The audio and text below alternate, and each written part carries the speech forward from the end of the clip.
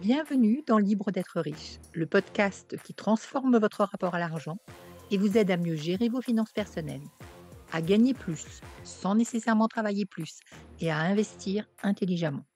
Je suis Nathalie et chaque semaine je vous parle d'argent, d'investissement et de liberté financière. Libre d'être riche, c'est tous les mercredis, alors installez-vous pour un nouvel épisode. C'est parti.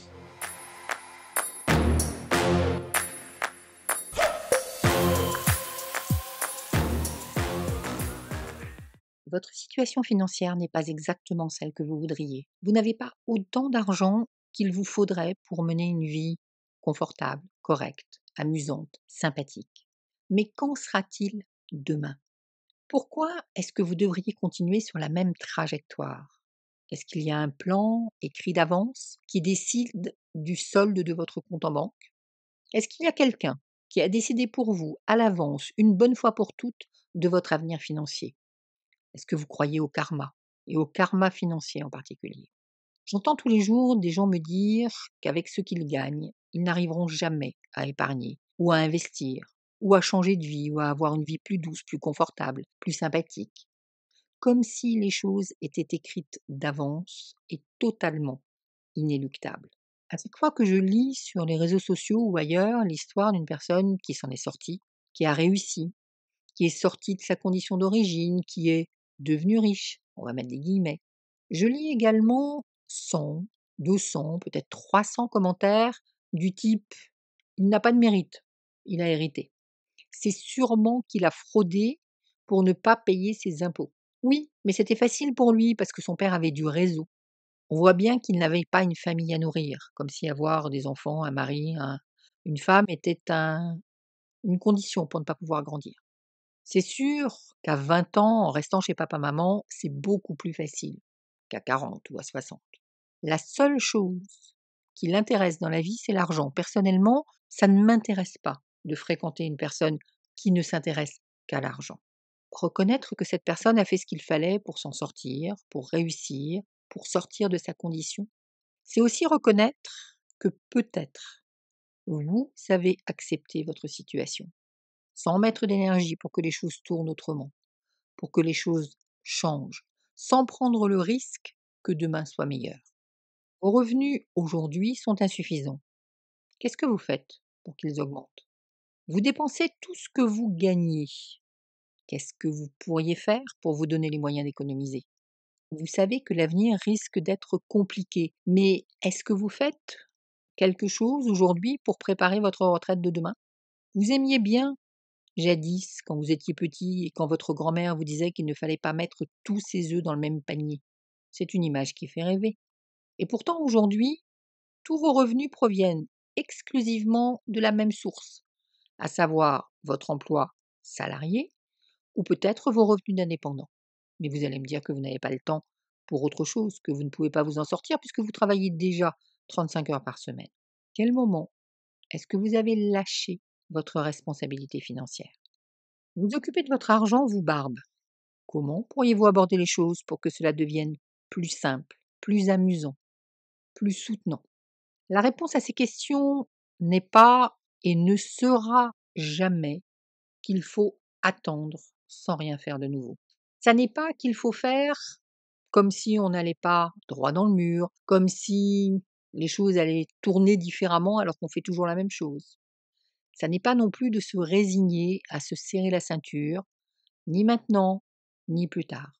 Je n'aime pas la résignation. Ça n'est pas d'en vouloir à la terre entière, et en particulier à ceux qui ont plus. Et vous avez forcément autour de vous des personnes qui en veulent à ceux qui ont plus.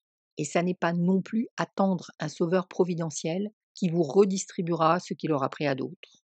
C'est facile de se dire qu'on n'a pas assez et de compter sur quelqu'un qui va prendre dans la poche de ceux qui ont, pour quelque raison que ce soit, et venir le déposer dans votre propre panier. À quel titre? Pourquoi? Est-ce que vous êtes plus méritant que lui? On ne va pas non plus minimiser le travail accompli par ceux qui ont réussi financièrement. Ils s'en sont sortis. La seule chose que l'on peut dire, c'est bravo. Même s'ils avaient des circonstances favorisantes, bravo. Voici par contre que vous pourriez mettre en place pour répondre à ces questions que j'ai énoncées juste au-dessus. Vos revenus sont insuffisants. Pourquoi ne pas aller explorer d'autres pistes de travail? Un autre travail? Ailleurs, peut-être? Pourquoi ne pas négocier? Pousser la porte du patron pour aller négocier une augmentation? Vous pourriez aussi quitter le salariat. Je vous rappelle que les salaires sont les revenus les plus taxés, toutes catégories confondues. Non seulement vous allez payer votre impôt sur le revenu, mais avant ça, vous avez une grande partie, pour pas dire la moitié de votre salaire, qui part en charge pour le chômage, la sécurité sociale, la retraite. Et il ne s'agit pas de votre retraite, mais de la retraite des personnes qui sont aujourd'hui à la retraite. Donc vous pourriez quitter le salariat et vous mettre à votre compte. Ou vous pourriez, en tant qu'indépendant, vous former pour mieux vendre ou pour vendre tout court. Vous n'avez pas les moyens d'économiser. Est-ce qu'il n'y aurait pas quelques dépenses inutiles que vous auriez oubliées dans un coin? Ou un petit confort auquel vous pourriez renoncer, comme Netflix que vous regardez une fois par mois, ou des appels illimités sur votre portable alors qu'il suffirait d'avoir un forfait un peu plus limité mais qui conviendrait parfaitement à vos besoins. Ou un déménagement qu'il faut envisager pour faire vraiment la différence au sujet de vos économies.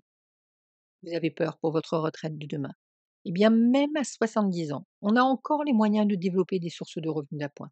Et si vous vous y prenez tôt, un peu plus jeune, vous avez encore plus d'options qui se présentent à vous.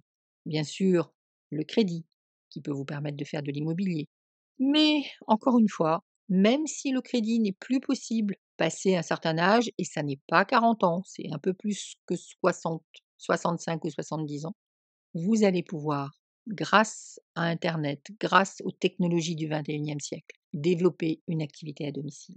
Tous vos revenus dépendent de votre travail. Peut-être qu'il est temps de développer des revenus du capital ou de développer une activité secondaire. C'est à vous de prendre en main vos finances pour diversifier vos sources de revenus, d'autant que votre grand-mère vous avait prévenu. C'est à vous d'être responsable de votre situation financière. Bien sûr que vous travaillez depuis longtemps dans la même entreprise et d'une manière ou d'une autre, vous comptez sur elle pour vous verser votre salaire jusqu'à votre retraite. Mais peut-être qu'elle fermera avant. Peut-être que l'intelligence artificielle va supprimer un certain nombre d'emplois.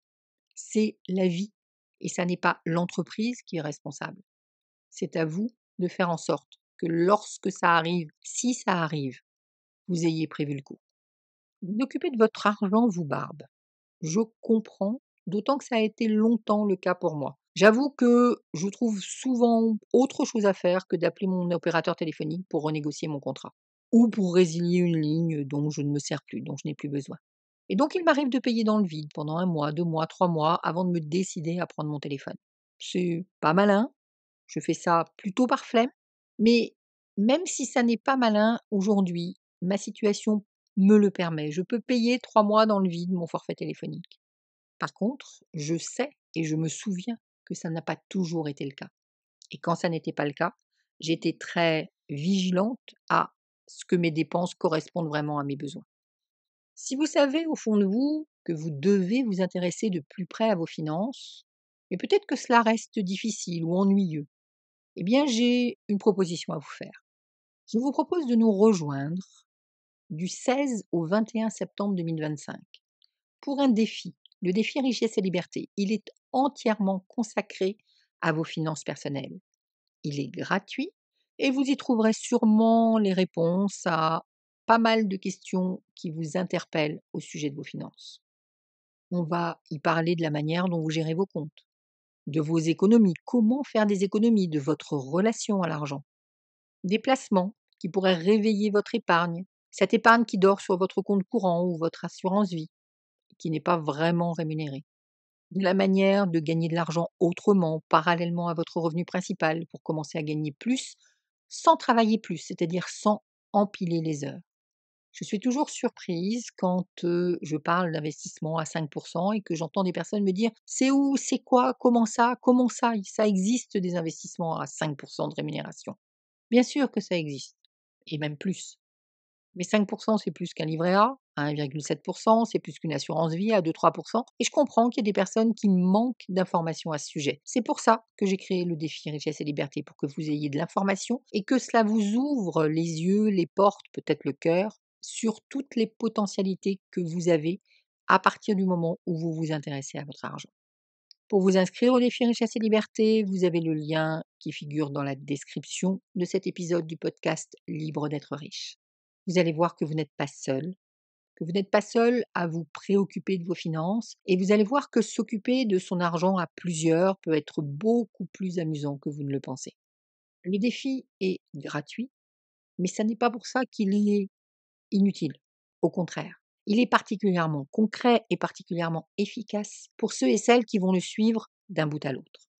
Tous les matins, du 16 au 19 septembre, du mardi au vendredi, je vous mets à disposition une vidéo d'une dizaine de minutes que vous regardez quand vous voulez dans la journée. C'est assez peu contraignant.